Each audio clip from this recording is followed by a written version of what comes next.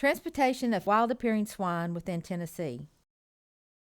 The objectives are to define domestic, feral, wild, and wild-appearing swine, to recognize physical differences between domestic and wild-appearing swine, and to review transportation regulations of wild-appearing swine in Tennessee.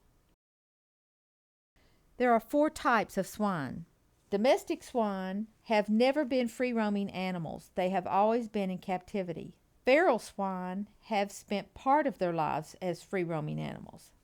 Wild swine have spent all of their lives as free-roaming animals, and wild-appearing swine have some physical characteristics of wild swine, but they may have spent all of their lives in captivity. Physical differences between wild-appearing and domestic swine. Wild-appearing swine are smaller and leaner. They have longer snouts. They have coarse, longer hair. They have straight tails with tufts. They have smaller, pointed ears. They have a body like a bison with massive head and heavy shoulders that taper to small hips.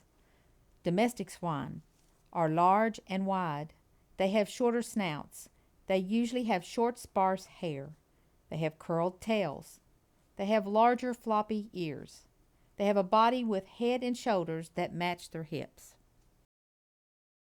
Now, if you feel ready, we will try the identification quiz to see if you can spot the differences between wild-appearing and domestic swine. If you need more time, go back to slide 4 and review it before proceeding. You will need paper and pencil. In a column on the left side of the paper, number vertically to 10. You will be shown a series of swine pictures. Identify the following swine as either wild-appearing or domestic swine. Please mark D for domestic or WA for wild-appearing.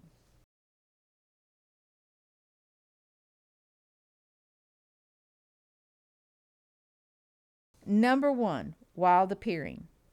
Number 2, domestic.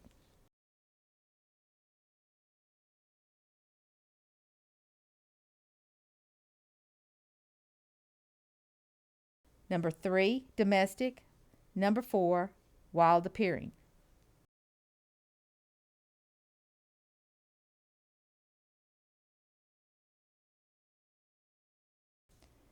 Number 5, wild-appearing. Be sure to notice all the colors. Number 6, domestic.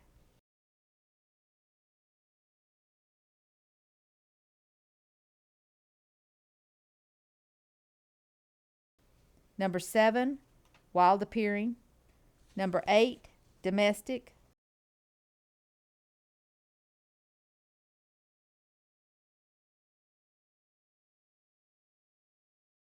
Number 9, wild-appearing. Number 10, domestic. The following video is presented by the Mississippi State University Extension Service. A pickup load of pigs, the feral swine pandemic.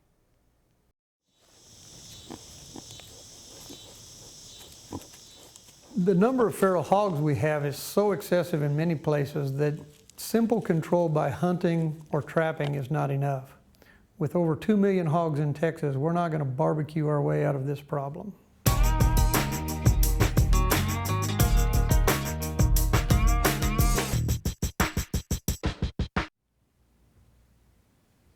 Very simply, a wild pig is nothing more than a wild living individual belonging to the species Sus scrofa. This species is not native to the Western Hemisphere. These animals were introduced here by man from the Old World. It goes back as far as to Columbus's second voyage in 1493, where he brought 8 domestic pigs from the Canary Islands and introduced those into the Caribbean. Those animals were then brought to the mainland and have now been dispersed throughout a good bit of North America. In the late 1800s, wealthy sportsmen decided to bring pure Eurasian wild boar over here, and in places where these two forms of wild pigs coexisted, hybridization occurred. So currently in the United States, we've got 3 types of wild pigs. We've got feral pigs, wild pigs that are solely of domestic ancestry. We've got a few small pockets of pure Eurasian wild boar, but most of these populations are hybridized animals from both of these 2 parental stocks. As a result of their diverse ancestry and to some extent their environment, wild pigs come in a variety of colors and sizes. The most common color phase tends to be black or dark brown, but individuals may be nearly any color or combination of colors.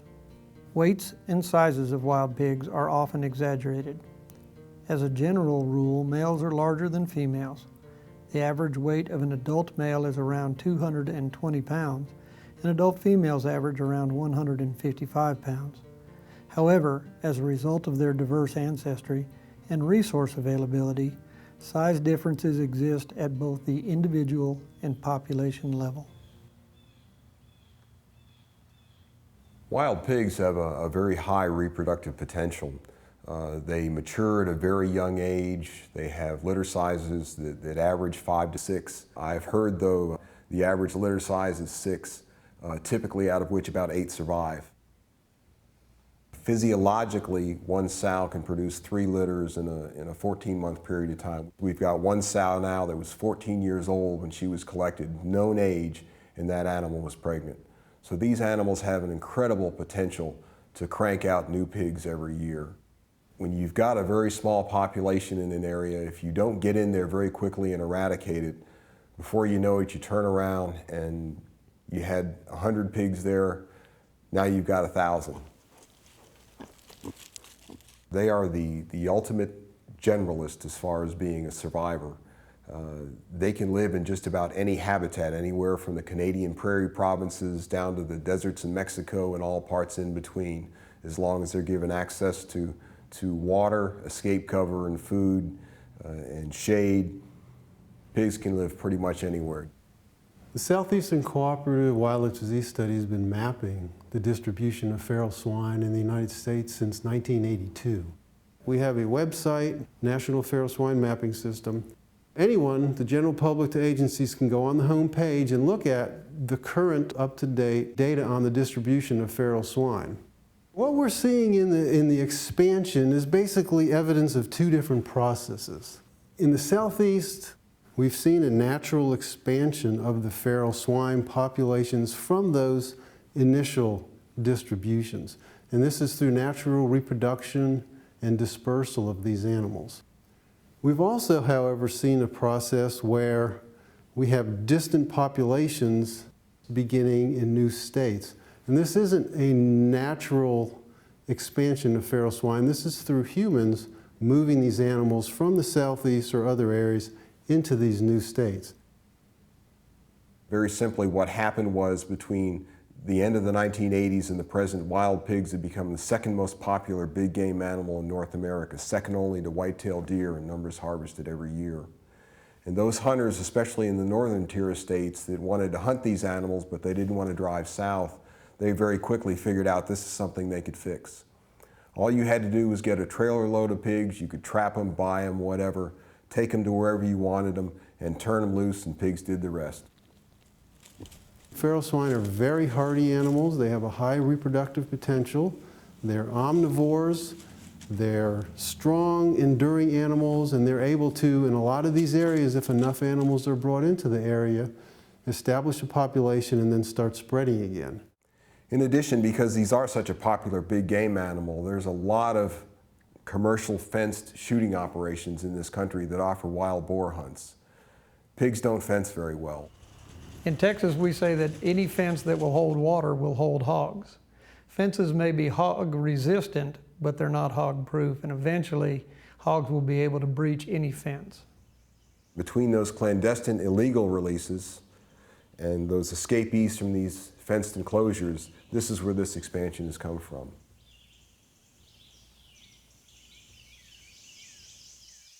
Wild pigs often leave distinctive field signs that make it easy to tell whether or not pigs have moved into an area.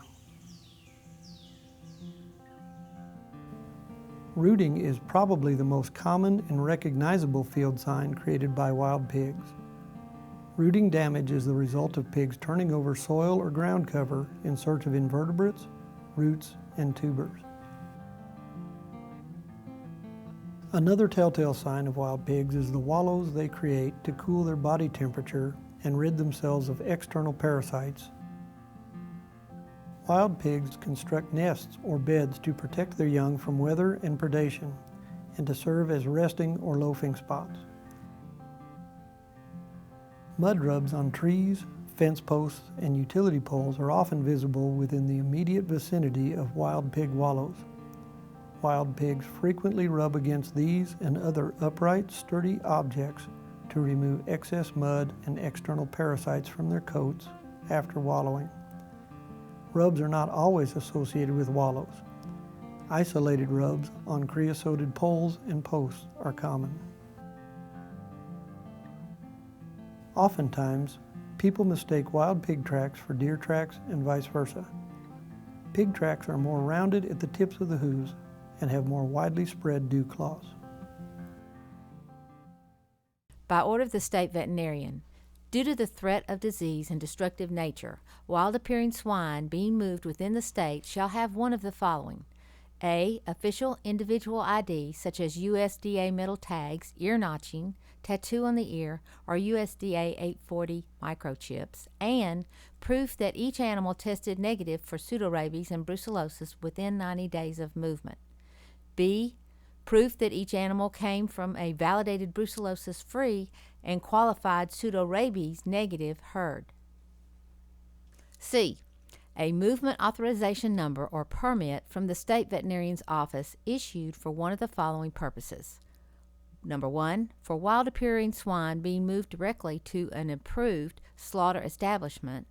2, for wild-appearing swine being moved directly to a quarantine facility. 3, for wild-appearing swine being moved directly to an accredited veterinarian for testing. 4, for captive wild-appearing production swine being moved from one production facility to another. Production facilities that have, transport, or receive wild-appearing swine are subject to inspection by the Tennessee Department of Agriculture. For further information, please contact the Tennessee Department of Agriculture or the Tennessee Wildlife Resources Agency.